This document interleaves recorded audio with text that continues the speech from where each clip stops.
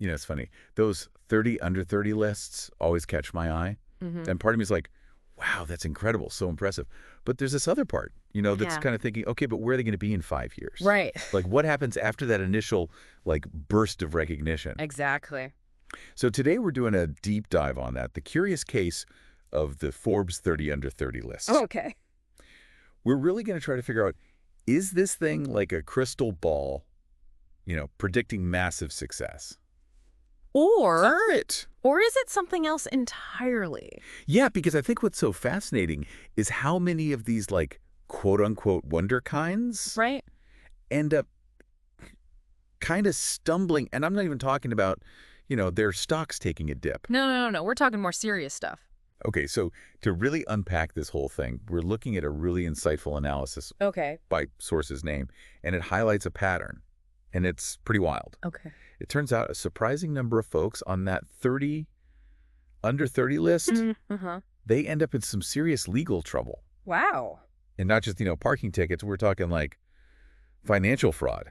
Yeah, it's easy to get caught up in those meteoric rise stories. Right. But then this pattern emerges and you really have to wonder, is there something else going on here? Totally. And it's not just some vague trend, we were talking big names here to illustrate this. Okay. Sam Bankman-Fried, the crypto whiz kid, Right. makes the list in 2021, Mm-hmm. right before, let's just say, things went south. Yeah.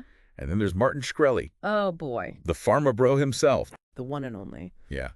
Infamous for, well, we'll just say questionable business practices. Right. Celebrated back in 2012. Wow.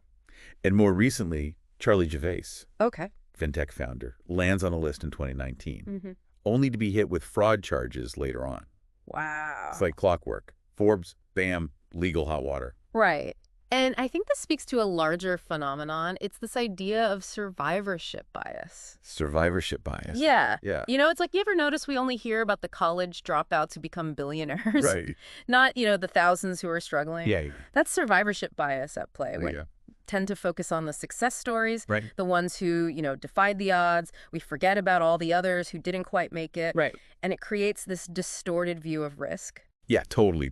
And source's name actually puts it hilariously. To make this list, you need either be under investigation for a federal crime Oh, wow. or good at knowing the difference between a flat white and a latte. Okay, well, funny coffee aside, there's a serious point there. Yeah. This isn't just anecdotal. There's actual data on this. Really? Yeah. Source's name points to some fascinating research on this very topic. It's almost like, the business world version of that Sports Illustrated cover jinx. Oh, I see it. You hit peak performance, all eyes are on you, and Yeah. then... Splat. Exactly. Okay, yeah, I get that analogy. But obviously, we're not talking about a literal curse here, Right. So what's the real explanation? What's actually going on? Well, I think it really highlights just how complex success actually is. Oh. Regression to the mean is a powerful force. You see these periods of exceptional growth, incredible achievement, and then things tend to stabilize, often closer to the average.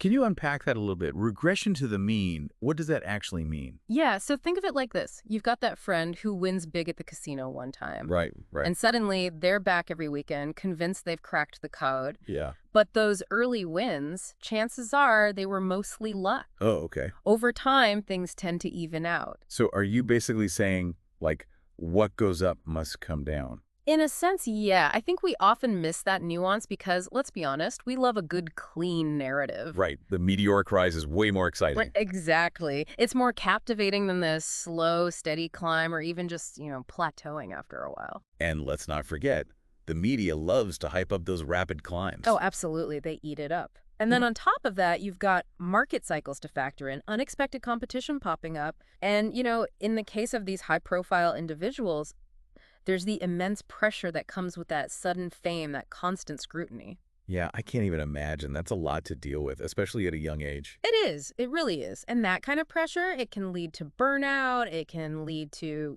maybe not the best decisions. It can even, in some cases, lead to ethical lapses. It's like everyone's watching, just waiting to see if you'll be the next big thing or if you're going to completely crash and burn. Exactly. Imagine that weight of expectation, being labeled the next Steve Jobs when you're 25 years old. That's a lot to live up to. It's an incredible amount of pressure. And honestly, it makes you wonder, Are publications like Forbes, in their quest to find the next big thing, are they actually contributing to this culture of hype, of short-termism? It's a good point.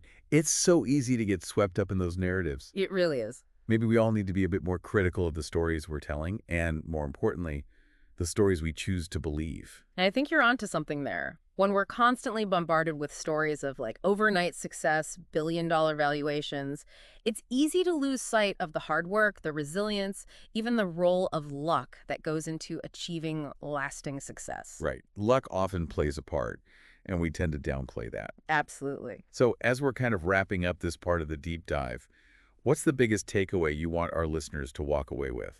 I think the big takeaway here is don't let those flashy headlines, completely cloud your judgment. Right. Success, it's rarely a straight line. Yeah. These stories, these rapid ascents and dramatic downfalls, they really remind us that just because someone achieves something early on Right. doesn't mean it's going to guarantee long-term success. Yeah, it's like we're almost conditioned to look for that shortcut, that one secret formula. Right. But real success, whether it's business or finance, any field really, it's about playing that long game, isn't it? It really is. It's about learning from those mistakes, those setbacks. Absolutely. And adapting along the way, which, let's be honest, it's not quite as glamorous, is it? No, not as sexy as the, become a billionaire in a year story. Exactly. But it requires a different kind of resilience, a willingness to be uncomfortable, to not know all the answers, Right. to embrace that uncertainty and learn from those setbacks. Because here's the thing, the people who achieve that lasting success, they've usually got a healthy dose of humility. Oh, interesting. They're not afraid to say, I don't know, Yeah. to seek out advice, to change course when they need to. Right. And they understand that real success, it's a team effort. It's not a solo act. Exactly. Which makes you think about all that pressure on these young entrepreneurs. Imagine you're 25 and someone's telling you you're the next Steve Jobs. Oh, man. That's a lot to live up to. It is, and it makes you wonder, are publications like Forbes, are they, in their effort to find, the next big thing, are they kind of accidentally contributing to this culture of hype? Right. This need for everything to be big and splashy and immediate? It's a really good question. And it goes back to what we were saying earlier. Like, it's so easy to get caught up in those narratives. But maybe, just maybe, we need to be a little more discerning. A little more critical of those stories that we're telling ourselves and each other. 100%. And especially the stories we're choosing to buy into, right? Yes, exactly. Because if we're constantly surrounded by these tales of overnight success and these, billion-dollar valuations, it's easy to forget about all the hard work, the resilience, the, honestly, sometimes just sheer luck that factors into any kind of lasting success. Absolutely. Yeah. So as we wrap up this deep dive, what's the key message you want to leave our listeners with today? Remember, true success, it's not about chasing headlines. Right. It's not about becoming the next big thing. It's about setting realistic goals, putting in the work, learning from your mistakes, and building something that lasts. Something sustainable, something meaningful. Exactly. It's about the journey, not just the destination. Well said. And sometimes those detours, those setbacks, those are the things that teach us the most valuable lessons. Couldn't agree more. That's all the time we have for today's deep dive. But thank you, as always, for joining us, and we'll catch you next time.